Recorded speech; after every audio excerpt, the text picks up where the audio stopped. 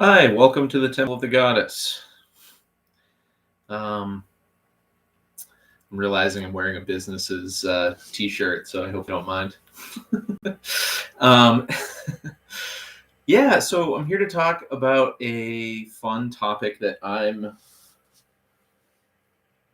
say fun. It's, an existential topic that's of deep importance to me, but it's fun for me to talk about, um, which is deep listening. And I'm approaching deep listening because I perceive it to be one of the foundational um, practices, foundational sort of pillars of what the Temple of the Goddess is uh, doing here.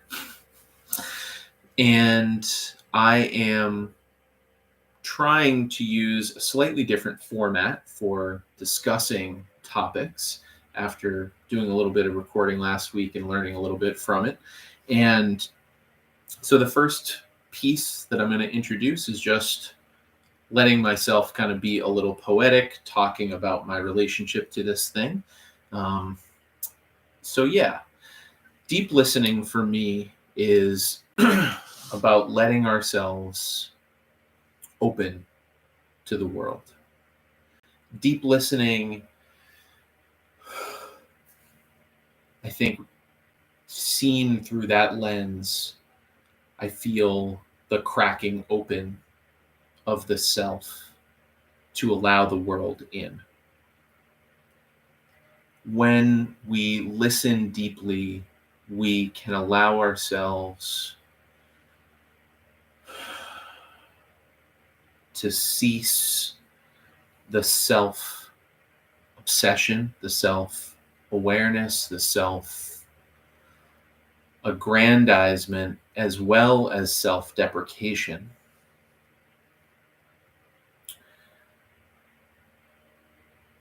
And step into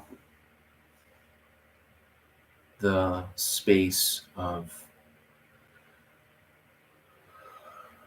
not needing to impose anything on the act of receiving from our surroundings. One of the best ways to begin to listen really deeply is something that we talked about already in a previous video, which is dropping into the field of sensation. And that's important, right? Because it gives us access through our senses into the world around us and allows us through whatever it is, whether, I touch the pool of water, I hear the crow call.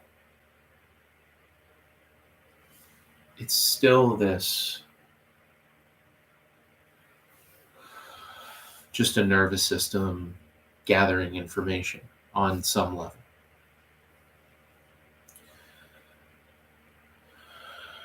But to get out of the way and really try to include as much of that as we can,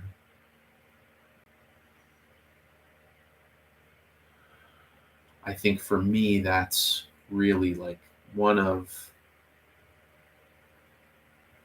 the greatest portals into the world. And so deep listening, deep listening. It can be seen through the lens of keeping oneself safe as an organism in an ecosystem, but it also can be seen as gaining access to the deepest modes of relating that we have to the world around us. So, whatever, that's some of what can be taken away from what I mean by deep listening. What I'm hoping to do with deep listening within the context of the Temple of the Goddess is this idea idea, essentially, of creating listening groups. Listening circles is what we're going to refer to them as internally. And that the listening circles are an opportunity for the Church of the Goddess to begin to come into being. Because I don't hold the Temple of the Goddess. The Temple of the Goddess is something that I believe we are all meant to kind of receive together. And this requires that everybody be able to have equal access to what is. And as such, have a unique vantage point on that. And I think for me, that's both a unique challenge and a unique opportunity. And these listening circles are what I mean by deep listening. So we are going to begin this project of bringing together listening circles with the express idea that through these listening groups, the goddess in her various forms make themselves known to us. And what that means is something that we're exploring the different ways we're going to communicate about it. But our hope is that we'll be able to do some of these publicly and kind of show what we mean by deep listening. However, there are a couple of inputs that we're hoping to bring into the practice as the church, the temple kind of rolls it out for others to participate with us.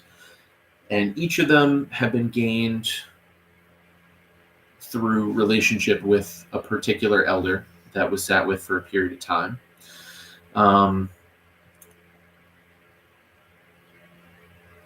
The listening practice itself, I'm going to talk more about as like the mechanics of it, maybe in future videos. But right now, what I'm feeling called to share is these like 6 themes or 6, kind of tidbits of wisdom that have come to me from one particular elder. Because I think they sum up the vibe of what the space of shared listening kind of looks like in my experience.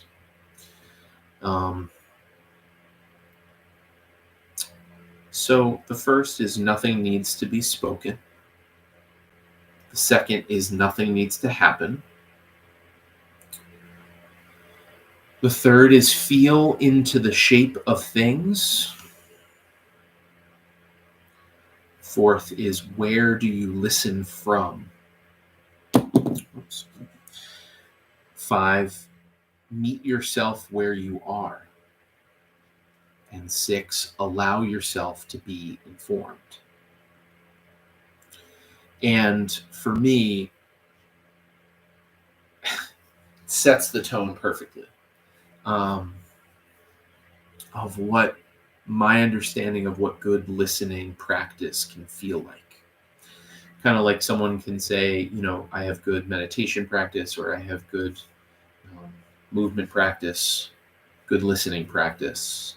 I think for me, right there, says it all. Nothing needs to be spoken. Nothing needs to happen. Feel into the shape of things, and where do you listen from?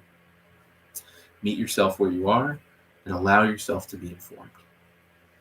For me, the allow yourself to be informed is the most important piece that the world hopefully can kind of bring fully in when people are ready to join.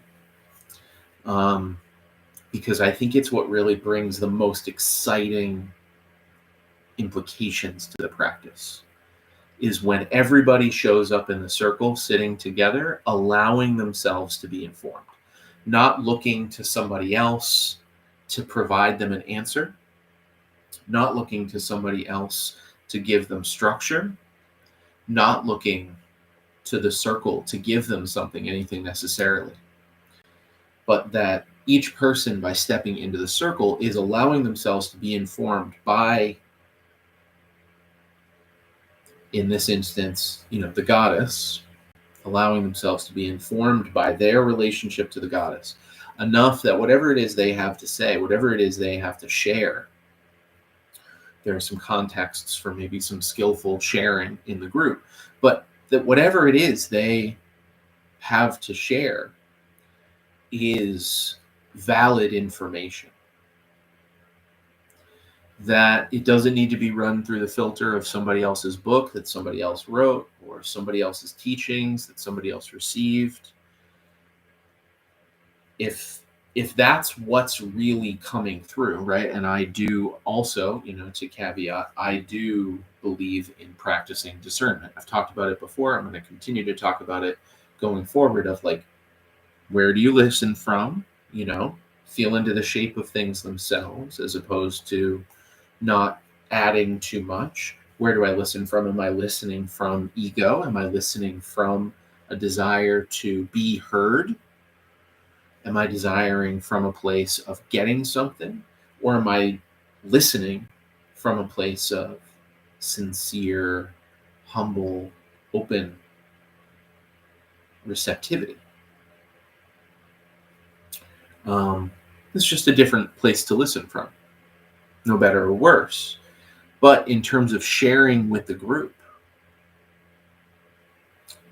we are all the circle. The circle is all of us. None can be removed from the circle.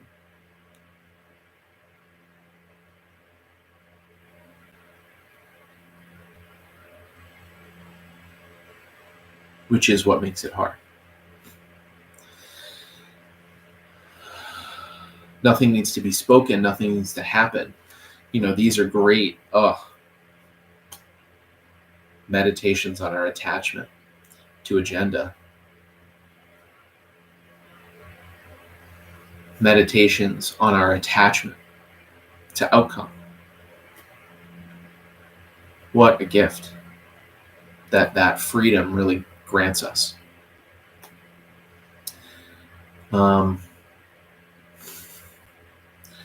It's worth stating, I'm no longer really in touch with this elder on purpose. That was my choice. Inclusion and proximity are not the same thing.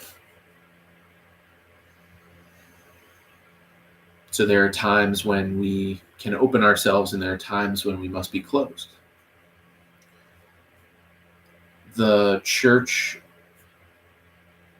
the temple space here that we're hoping to create is not one of sermon so much as it is of sharing, of including what calls to be shared in the space, as well as what does not wish to be shared within the space. So I say that because, for me, it's a statement of things to come, and also a statement of intention. Deep listening, I believe, if we're all really holding ourselves to the highest standard of listening, we're all seeing it simultaneously as direct relationship, but also skill to master. Ways to clear the aperture, open the aperture, discern the information that comes in through the aperture,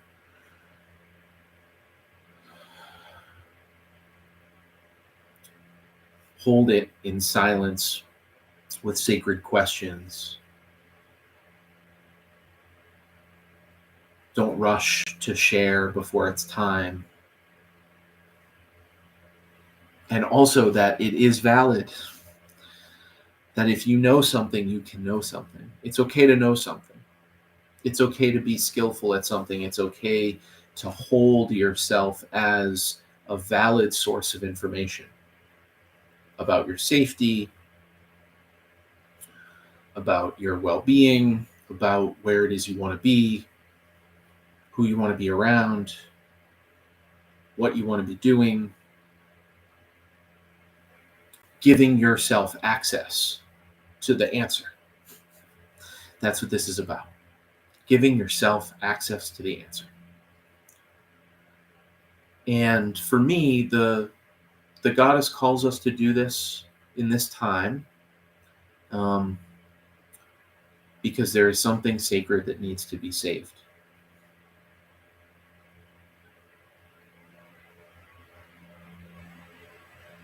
That each of us in this time can be minimized, can be kind of pushed down so that our voice is never heard. Our voice does not matter. That we minimize ourselves enough that no one else needs to minimize us for us, And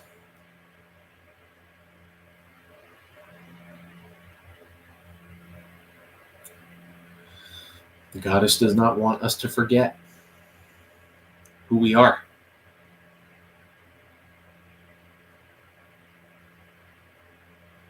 And what we were brought here to experience and to express and to be in the world. Not passively, but whoever and however shows up and what shows up. That's not always pleasant. That's not always peaceful. It's not always joyful, but it's always valid. Why is it here? What is it here to show us? What is it here to teach us? What's happening? What's happening? What's happening? Don't let go of that sacred question of what's going on around you. What am I looking at here? It's my fellow monastic and I like to joke. Yeah.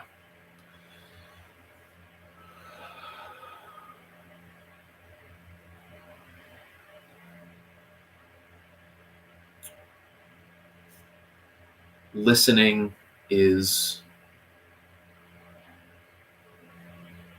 a sacred act, and I'm going to leave the official video here, and probably continue talking on this live, mostly just for my own sake. But I'm going to use this opportunity to share briefly that we are hoping to take this particular practice kind of live. This is the one thing that the Temple of the Goddess is kind of non-negotiable around. This is the space that we want to really begin our practice with.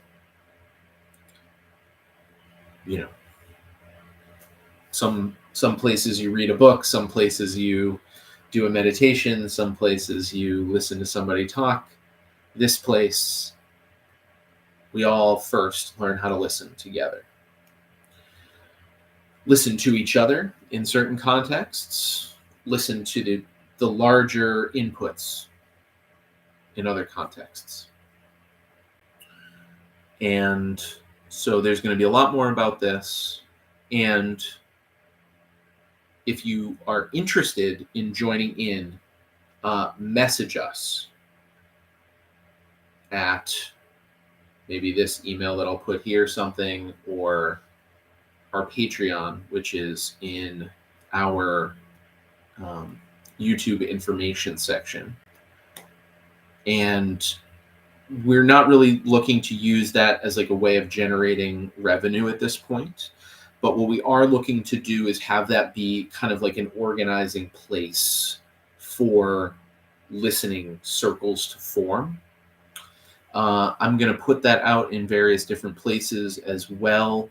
But in particular, if you're interested in natural systems, if you're interested in natural sciences, if you're interested in kind of listening and connecting as a practice, I think this resonates with those sorts of people because, in particular, we're going to be focused first on listening to the land, capital L, land, sharing, receiving stories from the land itself. What are you noticing about your time either on the land in cities or forests or deserts or wherever it is that you go? Tales of your observations, experiences that you've had on the land, just stuff you're noticing in the ecosystem. You know, for me, always part of my awareness is a giant winter roost that exists in the city I live. 26,000 crows, I at one point estimated winter here in Lawrence. It's a huge part of my listening to the land. I know it's fall because the crows are starting to come. Those sorts of things. Those are essential for us to begin to listen together to the land. I believe this is a matter of survival. That is what the goddess has kind of shown me around this, is our ability to listen to what is happening on the land together will be one of those things that helps keep us alive as chaotic conditions emerge into our living ecosystems. It's important we pay attention. Listening to the land, number one. Number two, this one's huge. This one is huge. It's crazy. It's way out there. But as I'll make future videos about it, hopefully it'll make sense even right now as I'm saying it. The second group is about receiving the goddess mythos. In many ways, I don't even know what that means because I can't possibly imagine what it'll look like by the time it happens. I have stories of my relationship to the goddess, but they are not all the stories of people's relationship to the goddess. And so welcoming a listening circle, having to do and being focused entirely on what the goddess is sharing with the group, wants to share with the group for it to be heard in the center. And again, we're going to talk more about format and all of that, but that's the big theme, is that the circle that comes together is all that is needed to bring the goddess's story, the goddess's myth, the goddess's mythos into the world. But that I alone don't have access. I alone am just one listener. And so I am fascinated by her guidance to begin to finally, after 10 years now, begin to put this part out. It's been crazy holding it for this long. Learning how to actually do it well enough to say, okay, it's my time to put this out there. So that's the second listening group. And we will also host a third listening circle, which is entirely around those 6 principles that I already discussed. And helping take some time to sit together, and whether you're somebody who's listened for a long time or somebody who is just beginning listening, just kind of sit around the orientation to and kind of basic honing of the art and science of listening within oneself. That's likely to be a much more kind of meditative, slow moving, also kind of more free form space, because it's mostly about listening as a neutral topic. So what's said in the space will be probably more nondescript than otherwise, a more specific topic like the goddess or the land would be.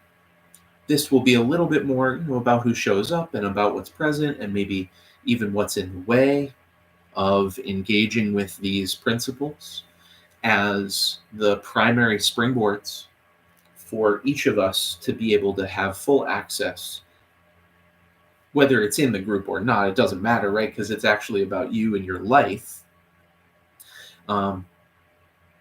Really about you finding the access to your ability to deeply listen. So, yeah. Thanks so much for coming along for this journey. This was really great to be able to talk about. Thanks so much.